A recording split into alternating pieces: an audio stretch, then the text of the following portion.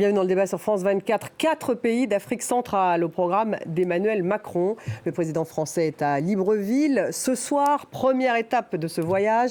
Libreville où le chef de l'État va co-présider un sommet sur la préservation des forêts dans la région, le One Forest Summit. L'occasion pour le Gabon de présenter aussi son modèle de développement écologique. Emmanuel Macron ira ensuite en Angola, au Congo et en RDC. Le chef de l'État français affirme vouloir poursuivre la sortie de la France-Afrique en mettant en avant des convergences d'intérêts et des nouveaux partenariats. Alors du sommet sur la préservation des forêts au Gabon, en passant par un accord agricole avec l'Angola ou encore un large partenariat avec la RDC, comment sortir de la France-Afrique? Quelle est la place de la France finalement sur le continent? Un continent convoité, vous le savez, par les puissances chinoises, russes ou encore américaines. On en parle avec mes invités. J'ai le plaisir d'avoir à mes côtés Nicolas Normand. Bonsoir. Bonsoir. Merci d'être là ce soir. Ancien ambassadeur de France au Congo, au Mali, au Sénégal, auteur de Le grand livre de l'Afrique, Chaos ou émergence au sud du Sahara. C'est aux éditions Erol. En face de vous, Maria Malagardis, bonsoir. Bonsoir. Bienvenue également, journaliste à Libération, auteur de Sur la piste des tueurs rwandais. C'est aux éditions Flammarion. Nous avons avec nous Christophe Boisbouvier, bonsoir, oui, directeur de RFI en charge de l'Afrique, auteur de Hollande, l'Africain, et c'est aux éditions La Découverte. Bienvenue Christophe. En face de vous, Francis Laloupeau, bonsoir. Bonsoir. Vous êtes journaliste, enseignant et chercheur associé à l'IRIS, également auteur de France-Afrique, La rupture maintenant, point d'interrogation. Et ça, c'est aux éditions Acoria. Merci d'être là également. Tout le monde peut participer à cette émission via les réseaux sociaux sur le hashtag débat F24. Alors, n'hésitez pas. On retrouvera également un peu plus tard Cyril Payen, notre envoyé spécial à Libreville, au moment où Emmanuel Macron atterrira dans cette capitale. Emmanuel Macron qui va donc co-présider un sommet sur la préservation des forêts du bassin du fleuve Congo. La forêt qui recouvre 88% du territoire du Gabon. C'est l'une des 3 forêts avec l'Amazonie et le bassin asiatique. Maria Malagardis, vous écrivez donc dans le Libération de ce jour que c'est du greenwashing. Oui, parce que on peut effectivement se poser quelques questions sur ce modèle écologique que revendique le Gabon. C'est effectivement une politique mise en place depuis très longtemps.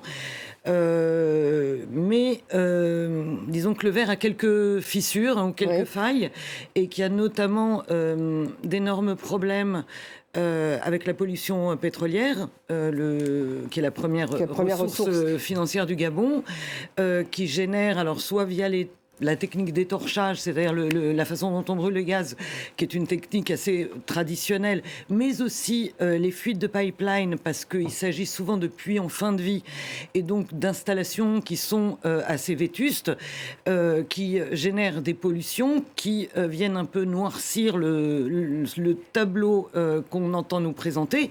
Et puis il y a d'autres problèmes d'infrastructure. Dans une ville comme Libreville, il n'y a pas de système de ramassage des déchets, il y a des problèmes énormes d'adduction d'eau, donc toutes ces données viennent un peu contredire, disons, l'image un peu idyllique qu'on veut présenter. Mais le Gabon n'est pas le seul. On pourrait dire la même chose du Congo-Brazzaville, qui fait également énormément d'efforts pour essayer de se présenter comme le gardien d'un trésor, qui sont les forêts du bassin du Congo, et qui demande de l'aide pour les préserver, les valoriser, les protéger, etc. Donc, le Gabon n'a pas l'exclusivité de ce genre comment dire, de greenwashing. Enfin, en tout cas, c'est ce que vous titrez dans Libération. Francis Laloupeau, vous êtes d'accord? C'est vrai que Emmanuel Macron arrive et que ce sommet est co-présidé par lui, donc, et puis par le président gabonais. Le Gabon qui défend d'ailleurs un modèle de préservation de la forêt. On est dans le greenwashing là ou pas? Oui, je m'associe totalement à ce que vient de dire ma consoeur. En fait, moi, je ne suis pas un spécialiste des questions écologiques, mais ce que je veux dire, c'est que c'est l'association entre la question écologique et le discours politique, en réalité. C'est le décalage qui existe souvent entre le discours politique et, je dirais, l'application, en fait, des résolutions, l'application, en tout cas, de ce qui est énoncé en termes d'un point de vue programmatique. Que ce soit au Gabon ou au Congo-Brazzaville, c'est vrai que le discours officiel énonce fortement depuis plusieurs années qu'il y a une volonté forte, affirmée, de préserver ce qu'on appelle ce trésor, ce patrimoine mondial, n'est-ce pas, ce poumon de l'humanité l'humanité, mais concrètement, quel est le lien, je dirais, entre le discours et, je dirais, l'application concrète et quotidienne au niveau des populations, en tout cas, et puis au niveau de la gestion, ne serait-ce que de l'environnement, que ce soit dans les villes ou dans les campagnes, de ce discours. C'est-à-dire qu'en fait, il y a une forme de déconnexion entre le discours officiel et surtout, je dirais, les priorités, en tout cas, qui sont annoncées. Cela dit, il y a effectivement, comme au Brazzaville, comme au Gabon, je dirais d'abord des ministères qui sont dédiés, évidemment, à la question de la préservation des forêts, mais ceci n'a pas fait reculer, pour autant, je dirais, quelques préoccupations, telles que la déforestation ou la gestion simplement, je dirais, économique, ou économiste, en tout cas, de ces forêts-là. Nicolas Normand, c'est un peu un prétexte, ce One Forest Summit, au moment où arrive Emmanuel Macron à Libreville, dans le cadre de ces nouveaux partenariats dont parle le président français? Alors, il y a deux choses très différentes, n'est-ce pas? Il y a l'idée de sortir de la France-Afrique et il y a le cas particulier de ce sommet sur les forêts.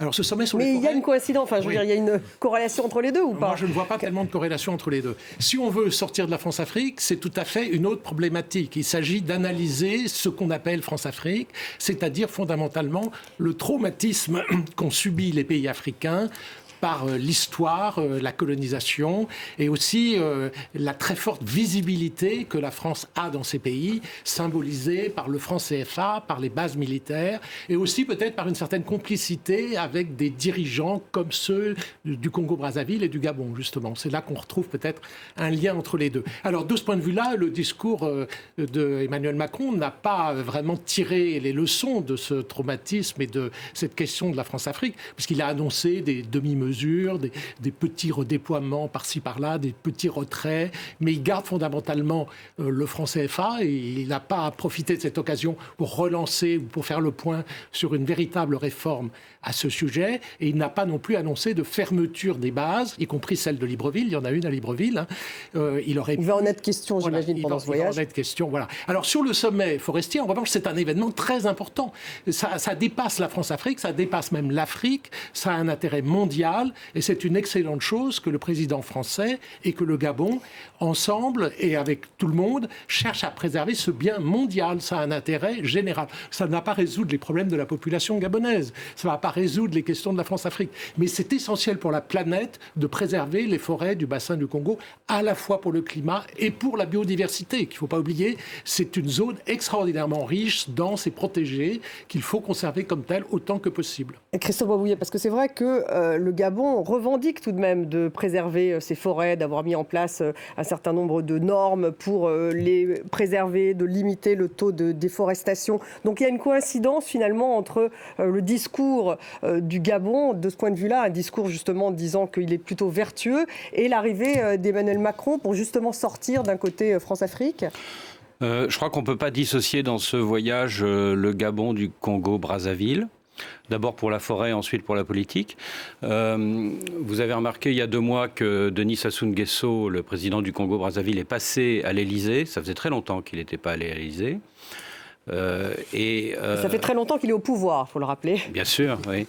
Je me souviens d'un diplomate de l'un de ces 2 pays qui m'a dit il y a 1 mois et demi, vous savez, le discours qu'on tient actuellement aux Français, c'est vous avez perdu le Mali, vous avez perdu la Centrafrique, vous êtes en train peut-être de perdre le Burkina Faso, qui sortent de votre zone d'influence, qui rentrent dans la zone d'influence de Moscou.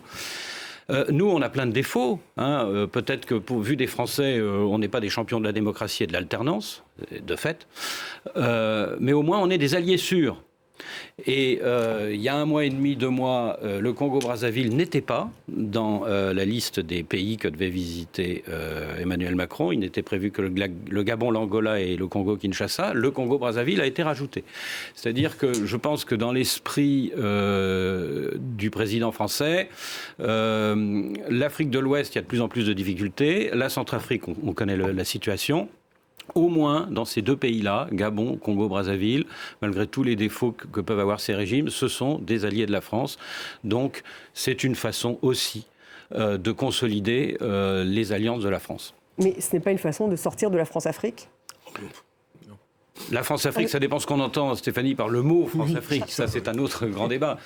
Ça nous ramène... Quand il parle du précaré, on va l'écouter, Emmanuel Macron, Christophe, justement.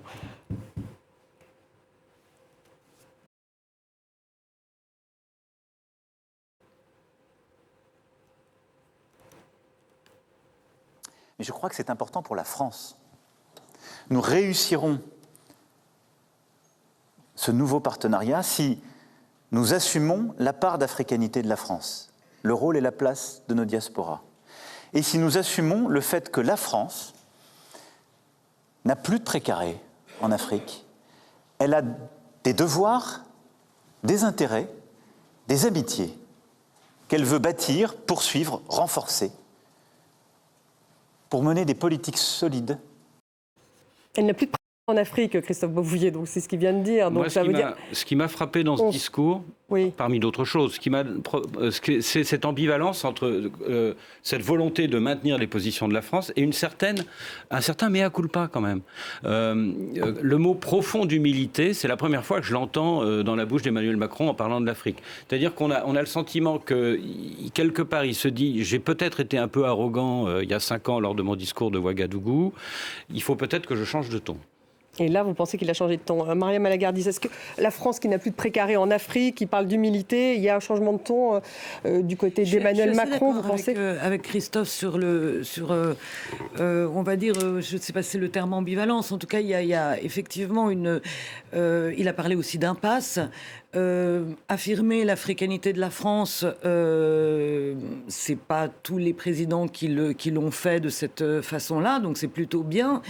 Et puis d'un autre côté, voilà, il y a quand il dit il n'y a plus de précaré africain, mais en même temps, il va dans des pays qui représentent, incarnent, à tort ou à raison, ce précaré.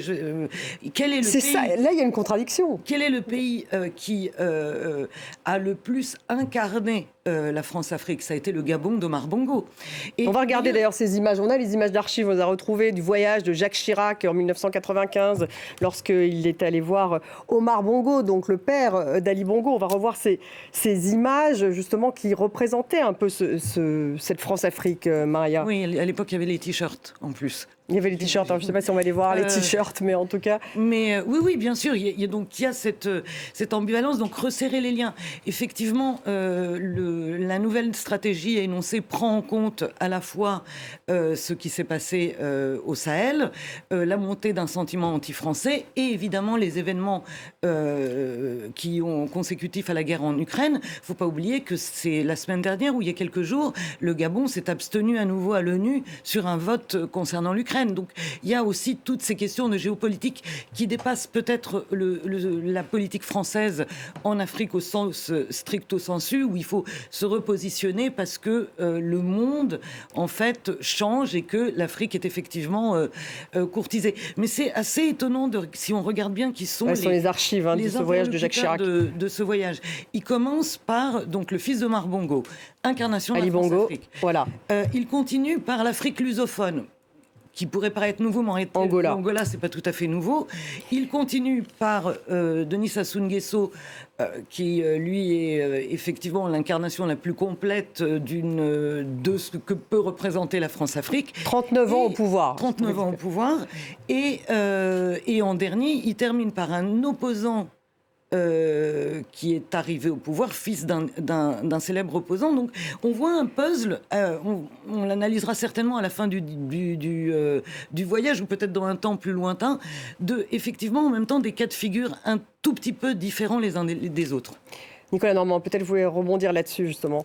Alors, le précaré, ça fait des décennies que ça n'existe plus, en principe. Moi, j'étais au Quai d'Orsay. En principe, vous dites? Oui, mais en principe et en pratique aussi, puisqu'il n'y a aucun mécanisme particulier pour ces pays-là. N'est-ce pas? L'Agence française de développement, autrefois, s'occupait que du précaré. Elle a été étendue d'abord à l'ensemble de l'Afrique, puis à l'ensemble du monde. Donc, il n'y a plus de mécanisme propre au précaré. Ce concept n'est plus employé par les diplomates du Quai d'Orsay depuis une vingtaine d'années, je dirais.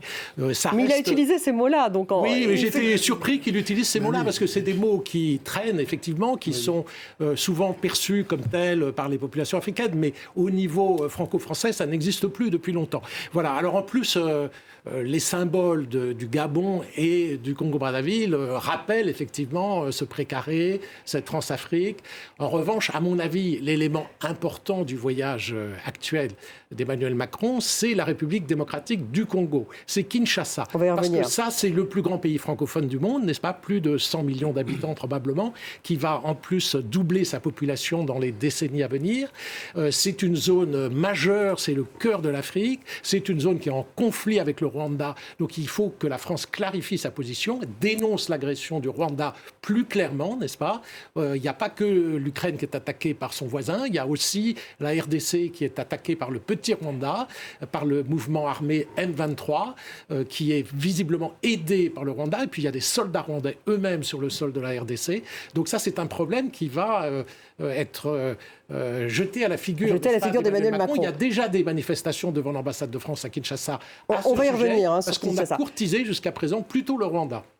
Christophe Boisbouvier, vous vouliez réagir oui, sur le précaré. Sur le précaré. Je rebondis sur ce que disait Maria sur le vote sur l'Ukraine.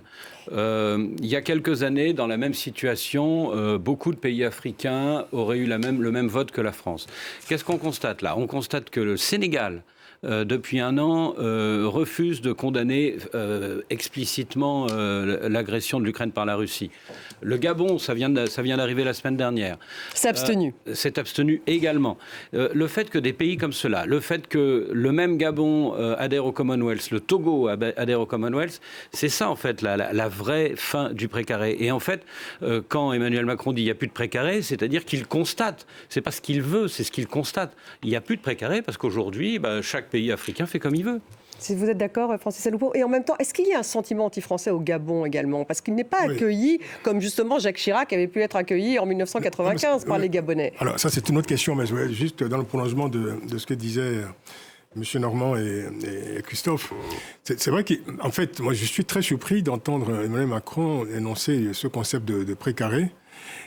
C'est vrai que le précaré en tant que tel, ça fait un moment déjà que ça n'existe plus, je dirais même dans le vocabulaire politique, quand on parle de relations franco-africaines. On peut parler de zones d'influence éventuellement, mais pas de précaré depuis que les pays africains ont diversifié leur partenariat très fortement depuis les années 90. Il y a de fait, il n'y avait plus, je dirais, ce tête-à-tête entre l'Élysée et certains pays africains francophones. Il n'y a plus, je dirais, ce bilatéralisme qui a laissé largement la place à une forme de multilatéralisme africain. En fait, l'ouverture de l'Afrique, en tout cas, sur le monde. Donc, l'idée même du précaré, en fait, appartient au passé. Mais dans le discours, pour juste revenir un peu sur le discours, il y a un certain nombre d'évidences comme ça qu'énonce Emmanuel Macron comme des nouveautés. Alors, il y a le précaré, évidemment, qui est une notion complètement anachronique, en tout cas, une notion dépassée, périmée, en tout cas. Et on peut parler de zone d'influence. Il y a la question, je dirais, de la défense, par exemple. Bon, il y a que le concept, en tout cas, le protocole que propose aujourd'hui Emmanuel Macron sur l'association des armées africaines avec les armées françaises, etc. Ça nous renvoie au protocole sur les accords de défense nouvelle génération, dont on parlait du temps de Nicolas Sarkozy et du temps de François Hollande également. Donc ce n'est pas nouveau. Et quand il dit la France a des intérêts, par exemple, et qu'il lance comme ça, je dirais, une sorte de grand programme, je dirais, d'engagement économique de la France sur l'Afrique, ça nous renvoie également à la diplomatie économique, qui était chère à François Hollande. Donc tout ça n'est pas nouveau. Alors, au fond, Emmanuel Macron s'inscrit dans une continuité. En même temps, alors pour ceux qui aujourd'hui, évidemment, alors pour revenir à votre question, évidemment, du sentiment anti-français, finalement, Emmanuel Macron est en train, finalement, en tant qu'héritier, je dirais, de tous les rendez-vous manqués entre la France et l'Afrique, d'essuyer les plâtres, en quelque sorte. Finalement, il s'expose, finalement, je dirais, à des courroux, je dirais, refoulés ou contenus depuis plusieurs années. Et voilà, au fond, il y a aujourd'hui une sorte de grand réparateur, je dirais, de torts qui ont été accumulés, d'un certain point de vue, en tout cas, depuis plusieurs années. Grand réparateur. Non, il est justement dans la continuité de ses prédécesseurs et il a manqué l'occasion d'annoncer une rupture. Il n'y a pas finalement de réaction à ce sentiment anti-français qui s'est beaucoup développé en Afrique de l'Ouest, pas seulement au Sahel, mais dans l'ensemble de l'Afrique francophone probablement. On attendait quand même qu'il en prenne mieux conscience et qu'il annonce des mesures. Des mesures concernant par exemple le franc CFA. Il fallait clairement annoncer une vraie réforme, pas des petites réformettes sur lesquelles il n'y a eu aucune communication. Il fallait, par exemple, dire que ça devait être désormais soit l'affaire de l'Europe, éventuellement à la place de la France, soit l'affaire seulement des Africains, et faire une conférence des chefs d'État, des 14 chefs d'État de la région concernés par ce problème. Parce qu'on ne peut pas se retirer simplement. Il fallait se concerter avec les autres et non pas prendre des mesures unilatérales. Alors pourquoi il ne l'a pas fait? Ce n'est pas compréhensible. De même sur les bases militaires, c'est une occasion manquée.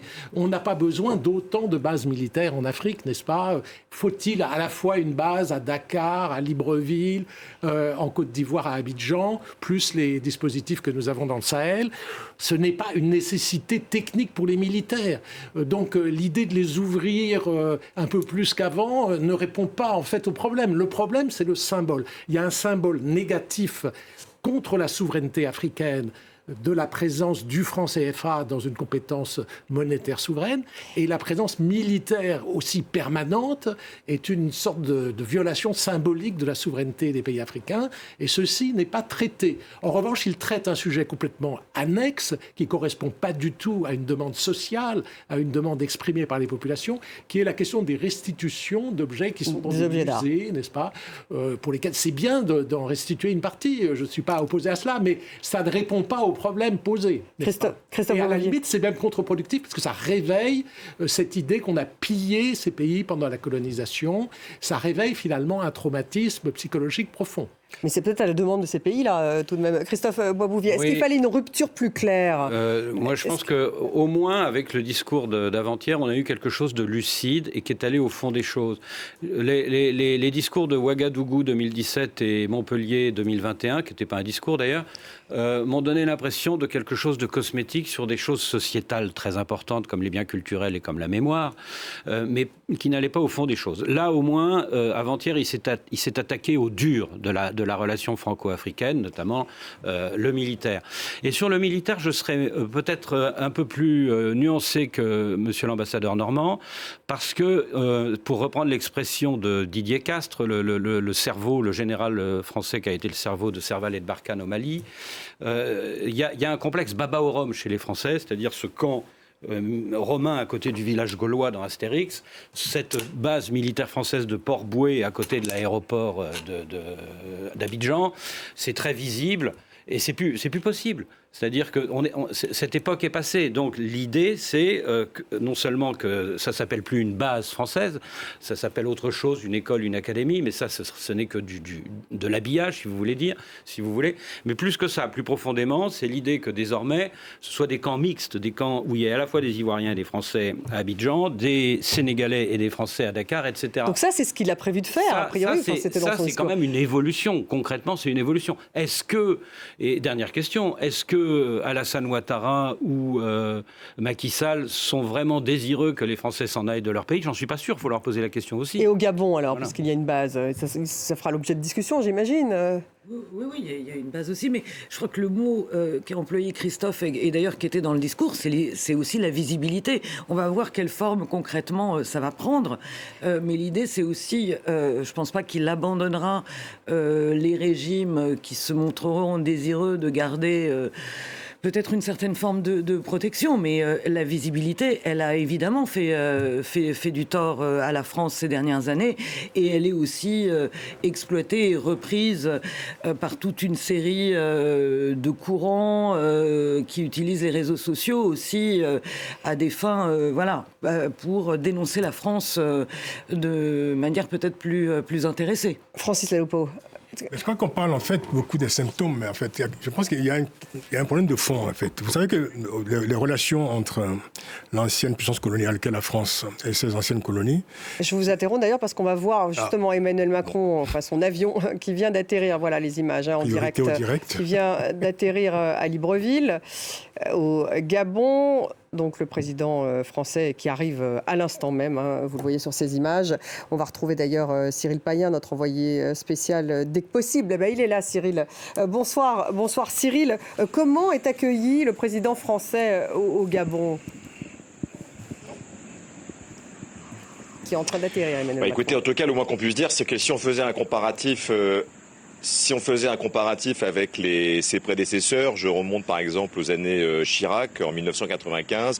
Là, le moins qu'on puisse dire, c'est qu'on est très très très loin de ce type d'accueil. C'est un accueil un peu perplexe de l'entièreté de la population gabonaise, bien qu'il s'agisse non pas d'une bilatérale, ce qu'a vraiment tenté de bien expliquer l'Élysée avant le départ du président. Ce n'est pas un sommet d'hommes d'État, et surtout pas 6 mois avant les élections ici en août 2023, mais bien un sommet environnemental avec une multilatérale avec 12 chefs d'État du bassin du fleuve Congo, et tout cela est co-organisé seulement par le Gabon et par la France. Il n'empêche qu'il y a cette polémique qui commence à enfler sur la venue du président français avant ces élections, et le fait que ce soir, par exemple, dans quelques instants, nous sommes à moins de 500 mètres de l'aéroport, il va avec sa délégation rejoindre le président Ali Bongo pour un dîner de travail. Donc les deux hommes vont se voir, la société civile, l'opposition, mais encore une fois dans la rue, les habitants de Libreville sont perplexes sur la nature, le vrai message que veut porter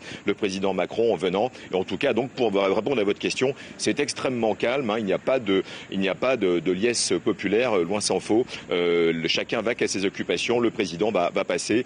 Il n'y a pas de bruit, pas d'hélicoptère, et on est loin, très très très loin de ce qu'on a pu voir dans ce qui était effectivement, pour prendre un élément de langage qui a beaucoup été employé depuis tout à l'heure, eh bien un précaré de la France. Hein. On est vraiment tombé énormément d'un cran. C'est très très net ce soir avec l'arrivée, donc pour 2 jours, du président français au Gabon. Merci Cyril Payen, donc en direct de Libreville. On n'est plus dans ce précaré. Francis Aloupo, c'est ce que vient de dire Cyril. Il confirme finalement un petit peu ce qu'on vient de dire, mais en même temps, il y a cette ambiguïté. C'est-à-dire qu'à l'Élysée, on va bien dire qu'il s'agit d'un sommet multilatéral, bien dire qu'il n'y a pas de face-à-face, mais l'opposition à Libreville, elle, voit tout de même un affichage de Ali Bongo avec Emmanuel Macron. Donc, un espèce de retour à, non pas ce précaré, mais en tout cas à cette France-Afrique. En fait, je veux dire, c'est un conflit entre la mémoire du passé et puis le présent, quoi.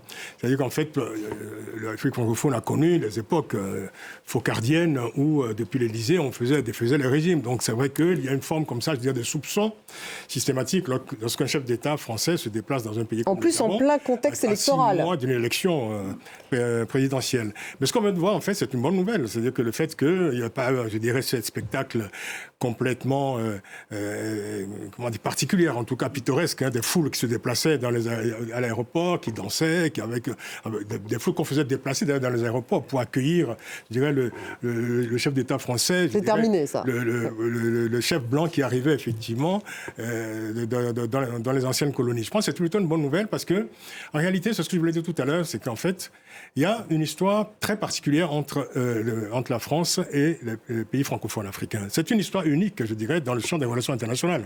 C'est-à-dire que ce qui a été fait au moment des indépendances, c'est-à-dire que cette espèce, pas cette espèce, c'est une réalité d'ailleurs, cette indépendance association qui a été donc proposée par le général de Gaulle à l'époque. Et il faut quand même rappeler que le mot France-Afrique, on le doit d'abord, à l'origine, à Houphouët-Boigny, ancien président de Côte d'Ivoire, qui avait justement adhéré, je dirais, à cette indépendance association, c'est-à-dire l'indépendance, mais en association avec la France. C'est un concept unique dans le champ des relations internationales. Et cela a persisté. Cela signifie qu'en fait, il y a eu un cheminement tout à fait paradoxal entre une ancienne puissance coloniale et ces anciennes colonies après les indépendances.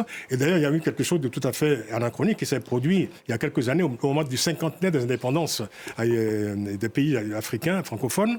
C'est il y a eu une commémoration conjointe de la France et de ces anciennes colonies des indépendances. C'est-à-dire que c'est une anomalie, je veux dire, c'est une aberration historique majeure. Mais qu'est-ce qu'on en est sorti de cette aberration ? Il faut en sortir en banalisant la relation entre la France et les pays africains. Il faut la rendre ordinaire. Il faut la banaliser.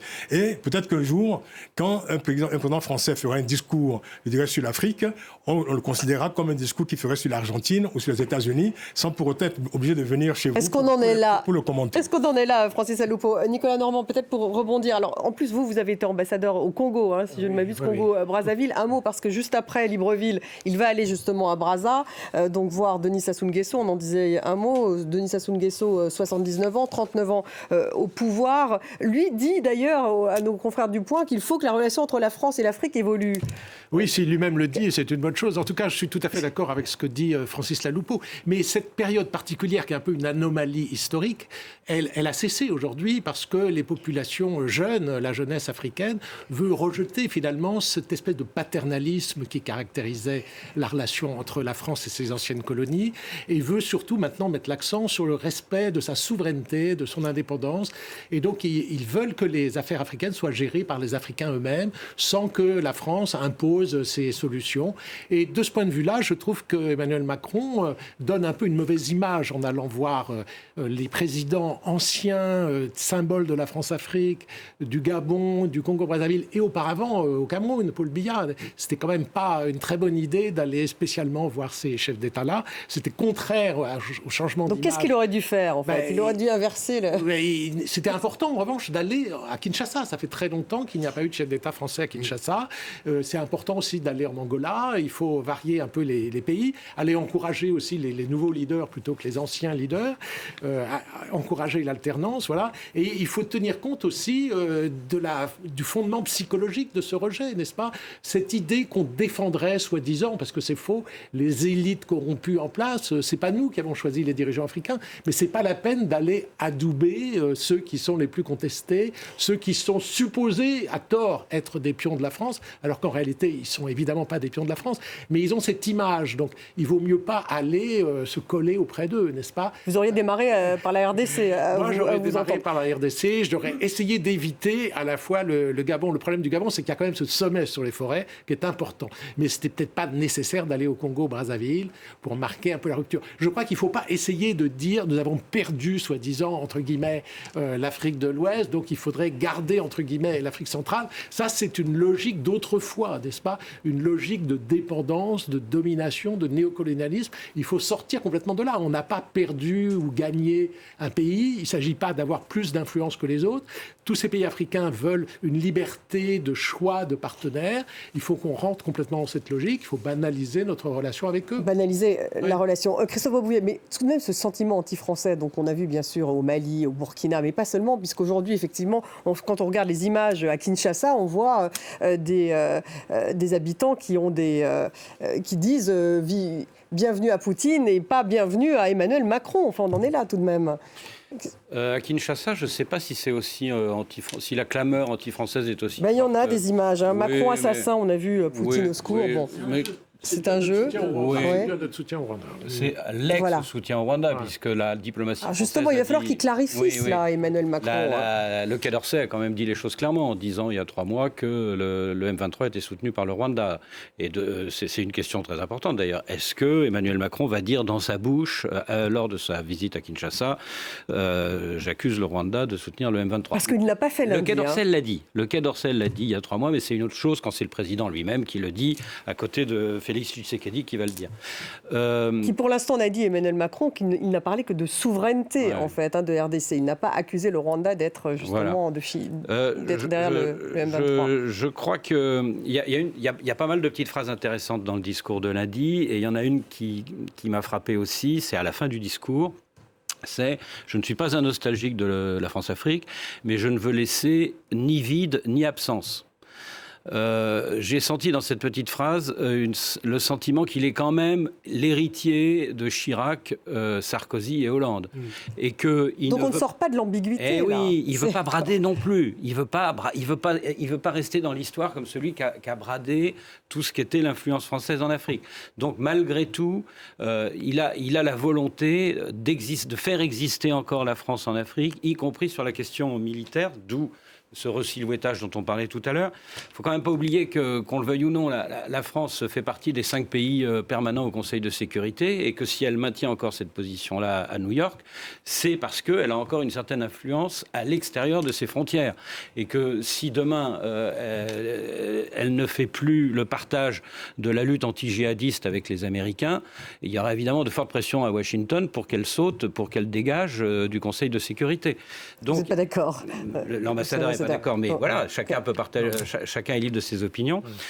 Dernière chose, vous avez en Centrafrique, comme nous l'ont révélé la semaine dernière nos confrères du Monde, un jeu américain depuis le sommet de Washington de décembre, pour remplacer Wagner et les Russes. Vous avez la proposition de Biden au président Touadéra de s'installer dans les 12 mois qui viennent avec des militaires américains. Ce n'est pas les Français, c'est les Américains. Donc ça, c'est aussi un signe que même si demain les Russes s'en vont de Centrafrique, ce seront les Américains qui prendront la place de ce qu'était il y a 5 ans, du temps de François Hollande, Sangaris. Donc vous avez en ce moment... À mon avis, chez un certain nombre de militaires français dans les états-majors français, un sentiment d'inquiétude. Il y a eu beaucoup de débats dans les derniers mois sur la question de savoir comment on reprofilait les bases françaises. Est-ce qu'on les ferme? Est-ce qu'on les reprofile, etc. Il y a eu plein de débats internes dans les coulisses de la rue Saint-Dominique, du ministère des Armées, de l'Élysée, etc. pour savoir, parce qu'il y a la question de savoir s'il y a encore un avenir pour la France sur le plan sécuritaire en Afrique. Et pour l'instant, est-ce que c'est tranché? Non, c'est pas tranché. C'est pas tranché. Donc la France pourrait disparaître totalement militairement des pays d'Afrique. Bien sûr, bien sûr. Mais il y a pas mal de choses qui sont en réalité pas tranchées. On a eu ce discours et il y a beaucoup de choses qui restent très ambiguës parce que justement, on voyait ces images de l'arrivée à Libreville. Moi, ce qui me frappe, c'est puisqu'il a été affirmé que le discours de lundi était le pendant de celui de Ouagadougou. Imaginerait-on aujourd'hui Emmanuel Macron aller dans un amphithéâtre rempli, moi je me souviens, j'y étais, d'étudiants assez turbulent et pas prêt à se laisser faire pour entamer finalement une discussion qui a été assez vive et dont il s'est en fait plutôt pas mal sorti. On disait tout à l'heure que peut-être les messages ou les annonces de Ouagadougou n'étaient pas forcément impressionnantes, mais malgré tout dans le rapport qu'il avait eu, moi je me souviens j'avais discuté à la sortie avec des étudiants, il s'en était pas trop mal sorti. Aujourd'hui, il arrive un peu en catimini. La nuit, il va aller directement dîner avec le président. Donc, on est autre chose. Donc complètement dans un autre décor. On n'a pas l'impression d'un rétropédalage, quand même, quelque part? Alors, mais là où c'est un peu paradoxal, c'est que dans le même temps, en même temps, que selon une formule célèbre, Emmanuel Macron, dans son discours, a mis à plusieurs reprises, et il le fait régulièrement, l'action sur la société civile, les sportifs, les intellectuels, le sommet de Montpellier se voulait justement, et ça a fait grincer quelques dents, se voulait un sommet France-Afrique, mais dont les chefs d'État étaient exclus. Et puis, paf, aujourd'hui, on le voit arriver, Gabon, Congo, Brazzaville. Effectivement, ça interroge et on ne pourra pas empêcher les Gabonais, que ce soit vrai ou faux, de penser que c'est une façon d'adouber leur président à 6 mois de la présidentielle. Francis Laoupeau, donc c'est le problème de l'ambiguïté. En fait, L'ambiguïté est intacte, mais elle est permanente. Elle est permanente. Emmanuel Macron, je dirais, dans la continuité des ambiguïtés antérieures. Voilà, ce sont des persistances, je dirais, des relations France-Afrique, quoi. En fait, ce qui se passe avec ce voyage, c'est une forme de compensation, en réalité, ce que tu disais un peu, Christophe. Et que voilà, en Afrique de l'Ouest, c'est plutôt un peu tendu. Donc, on va faire une sorte de compensation en allant en Afrique centrale, là où, d'ailleurs, il n'y a pas de contestation. Oui, mais sous couvert de Forest Summit, sous couvert de business, sous couvert d'un tas d'autres choses, en fait. On ne le dit pas clairement. On ne dit pas clairement. Si vous voulez dire qu'il y a quelque chose de honteux, évidemment, qu'on avance avec des masques en Afrique centrale, je n'irai pas jusque-là. Mais il y a effectivement, comme un besoin, je dirais, de trouver un prétexte supplémentaire pour pouvoir aller au Congo-Brazzaville, par exemple, pour aller au Gabon, moins en Angola, parce que l'Angola, les relations sont beaucoup plus, je dirais, beaucoup moins chargées de passion et d'affect que avec les pays francophones. Ce sont des relations commerciales. C'est la sixième économie du continent, l'Angola. Et il y a je dirais, un package de coopération qui est inscrit très clairement au ministère des Affaires étrangères entre la France et l'Angola.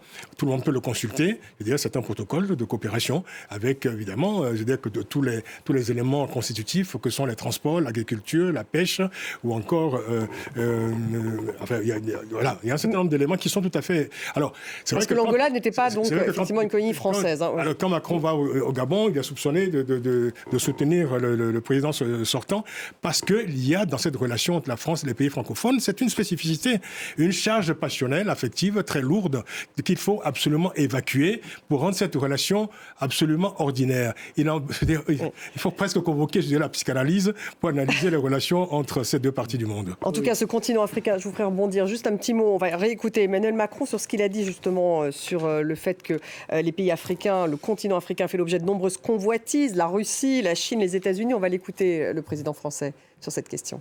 Au fond, beaucoup voudraient nous inciter à rentrer dans une compétition. C'est la première voie.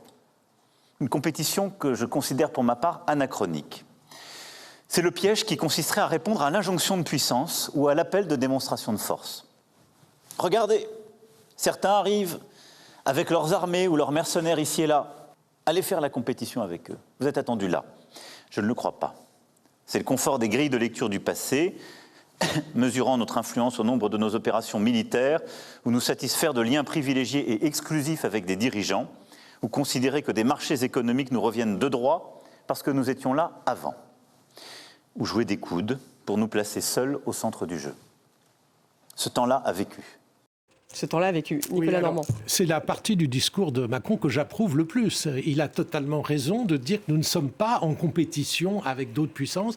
L'Afrique n'est pas si convoitée que cela, en réalité. Vraiment ? Non, vraiment, parce qu'il y a 3% seulement des investissements directs étrangers dans le monde qui vont vers le continent africain.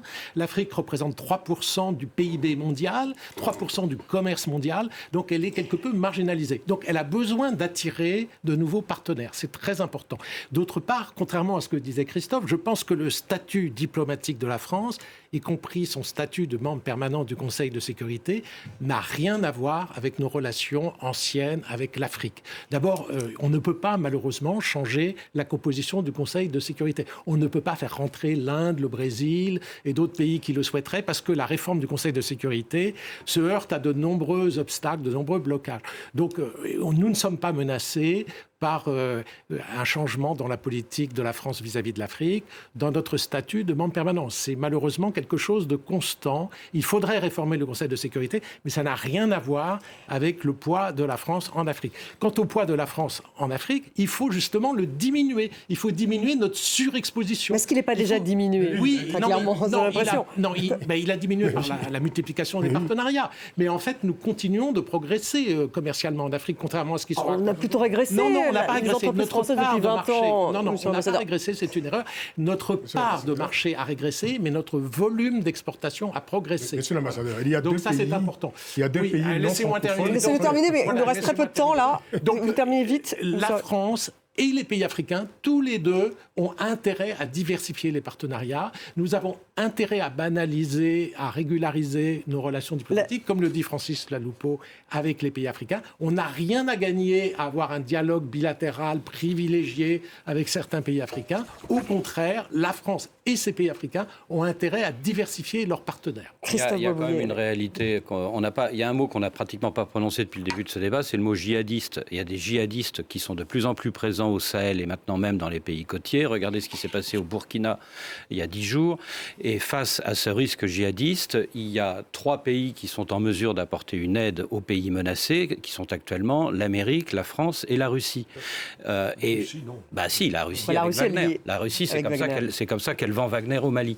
Donc on a, face à ce risque de plus en plus important, c'est une réalité de plus en plus forte, on a le risque aussi pour la France d'être expulsée de toute possibilité d'exister pour aider à la sécurité des Africains menacés par le djihadisme.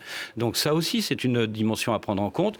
Et n'oubliez pas que même si les Français ferment Dakar, Abidjan, Libreville, ce qu'ils ne vont pas faire tout de suite, ils resteront sans doute encore quelques temps au Niger et au Tchad, où vous avez actuellement près de 3000 soldats qui continuent d'être déployés, parce que pour les Nigériens et pour les Tchadiens, c'est vécu comme une nécessité face à des risques importants. Alors c'est important d'aider la lutte contre les djihadistes, mais ce n'est pas une responsabilité spécifiquement française.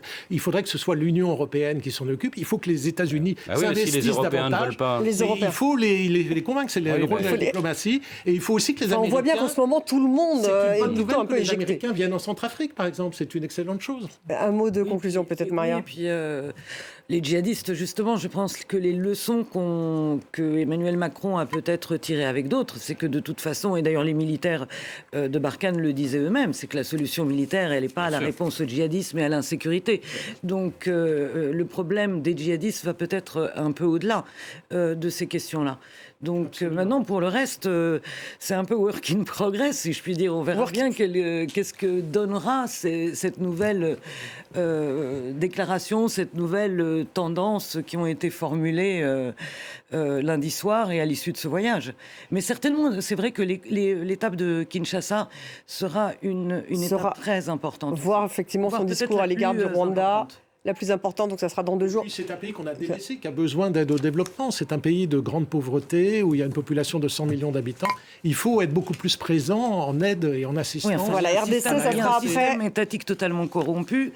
Mais oui, il faut aller au-delà. On n'a plus le temps. Il ne faut pas fuir un régime parce qu'il y a des problèmes. Il faut s'attaquer aux problèmes. Gabon pendant 2 jours, puis donc le Congo, puis la RDC et puis l'Angola d'ailleurs au milieu. Voilà le voyage d'Emmanuel Macron. Voilà ce qu'on pouvait en dire ce soir en tout cas, puisque le président vient d'arriver à Libreville au Gabon. Merci beaucoup Maria Malagardis d'avoir été avec nous. Nicolas Normand, merci beaucoup monsieur l'ambassadeur. Merci Francis Laloupeau, merci Christophe Beaubouvier. Et merci à vous tous de nous avoir suivis. Restez avec nous sur France 24.